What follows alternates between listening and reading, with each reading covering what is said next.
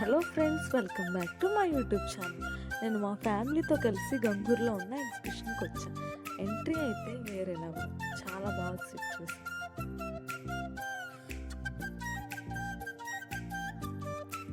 Once మనం లోపలికి వెళ్ళిన వెంటనే ఫిషెస్తో వెల్కమింగ్ ఉంటుంది. ఒక యాక్వేరియం లాంటి వ్యూని మనం చూస్తాం. చాలా రకాల ఫిషెస్ అయితే ఇక్కడ మనం చూస్తున్నాం. పిల్లలు అయితే చాలా బాగా ఎంజాయ్ చేస్తారండి.